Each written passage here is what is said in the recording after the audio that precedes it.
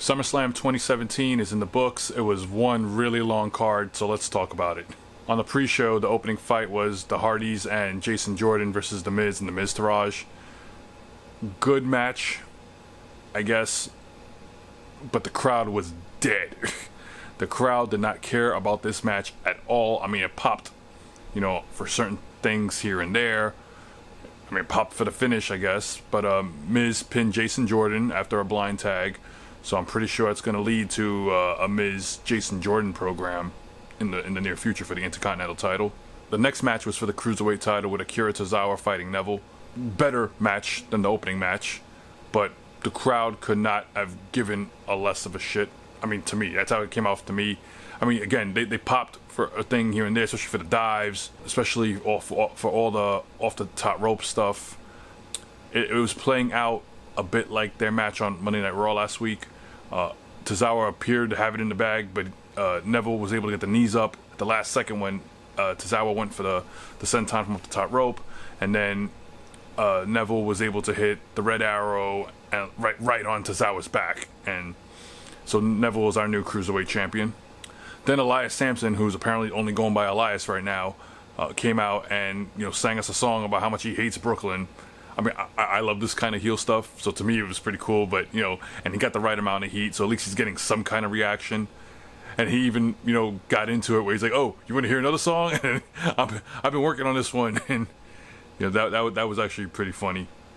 Final match on the pre-show was the Usos challenging the New Day. The New Day this time around was Xavier and Big E. It was pretty cool that the New Day came out looking like the Red Lanterns from DC Comics. This match was actually pretty damn good, and the crowd did get into it. They had about maybe, I think it was like 15 to 20 minutes. The finish came when the Usos were able to take out Xavier and Kofi, and then they double-teamed Big E. They hit a stereo splash from opposite corners, which was actually pretty cool. They were able to land it. So the Usos are the new SmackDown Tag Team Champions. Again, really good match. Then they played this KFC commercial that had Enzo, had Dolph Ziggler, had Mojo, had Becky Lynch, had The Big Show, had Goldust, had R-Truth in it. Just a total, time filler, I guess. I mean, it was funny the first time, but they played it, I think, like three, maybe four times, I think. What was really cool is that then they added Shawn Michaels at the end as the new Colonel Sanders. That was actually pretty cool. The main card started with John Cena versus Baron Corbin, which was actually surprising to me. John Cena was in the opening fight. John Cena came out, and sure enough, he got his John Cena sucks chant. Good back and forth match. Corbin had his moments, but maybe it's telling that he dropped the Money in the Bank briefcase and he wasn't able to cash in. And now he lost to John Cena clean. So maybe there's something to the idea that he's in the doghouse. Next fight was for the SmackDown Women's title with Natalya defeating Naomi to become the new SmackDown Women's champion. This was actually a really good match. Natalya had Naomi in the sharpshooter at one point, and Naomi was able to get out. Natalya ended up winning with applying the sharpshooter again, and it forced Naomi to tap. Next fight was the Big Show and versus Big Cass, with Enzo Amore in the shark cage. Cass, to me anyway, it seems like they have more faith in Big Cass than they do Baron Corbin at the moment. Big Cass sticking the ball and he's running with it, and he had a pretty good showing with the Big Show here. He ended up winning. Enzo greased himself up and was able to get out of the cage, but then he jumps down from the cage and he eats a big boot, so he's like a non-factor anyway. I know everyone was speculating that he would drop something to the Big Show to cheat, and maybe Cass would catch it, and it would end up costing the Big Show the match. Or the other theory that was going around was Enzo and Cass were going to reunite and be a heel tag team. Now, a match that definitely did not seem long was Randy Orton versus Rusev, where Rusev came out like a bat out of hell and just tried to steamroll Randy Orton before the bell even rang. So once Orton finally got into the ring, the ref had to check on him and everything. And once the ref rang the bell, Rusev tried to rush Orton again. Orton moved out the way and hit the RKO, and it was over. Maybe 3 minutes tops. Yeah, definitely refreshing, to have a 3-minute match on a 6-hour card with, I think, 13 matches in total. The first of the really good matches, in my opinion, like the really great matches, was for the Raw Women's title with Sasha Banks defeating Alexa Bliss. Alexa hit the knees, the forward roll and the backflip knee spot. Sasha hit her spot in the corner.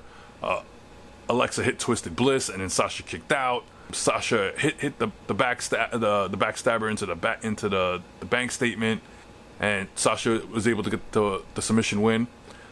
I'm interested in thinking now that since Sasha is the champion, are we going to see maybe a Bayley heel turn? Everyone was like, oh, Sasha's the one that's going to turn on Bayley, and only like me and my brother have been talking about a Bayley heel turn. So it would be interesting. It might, kill her with the crowd, but it would be different. These two have great matches together anyway, so at least they could have a good program with one another. The next fight was Bray Wyatt and Finn Balor. Where the lights went out and everyone turns their phone on, and it looks cool and everything, but it doesn't really hold a candle to Finn Balor's Demon King entrance, which went on for about maybe a good 3, 4, 5 minutes maybe. I love Finn Balor. I love the character.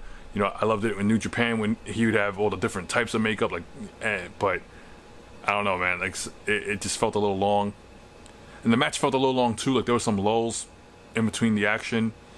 But, same thing. The guys, everyone on this card worked hard. Don't get me wrong. It's just, it didn't have that special feel to it. Finn Balor won with coup de grace, landed it really, like, when it initially happened, it looked kind of brutal.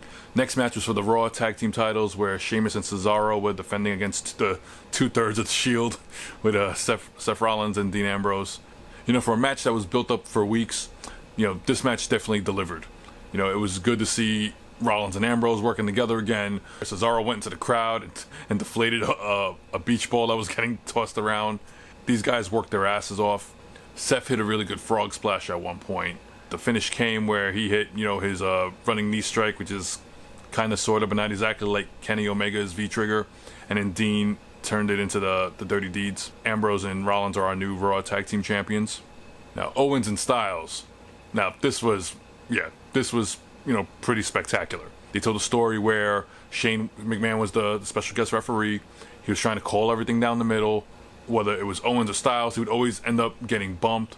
He would always end up not being in place for the 3 count. So each guy would get frustrated in different ways. But the finish came with Styles hitting the Styles Clash on Owens, and he's the first champion on the show to retain. Then came the co-main event of the evening, was for the SmackDown World Championship. I think it was world title. Jinder Mahal is defending against Shinsuke Nakamura.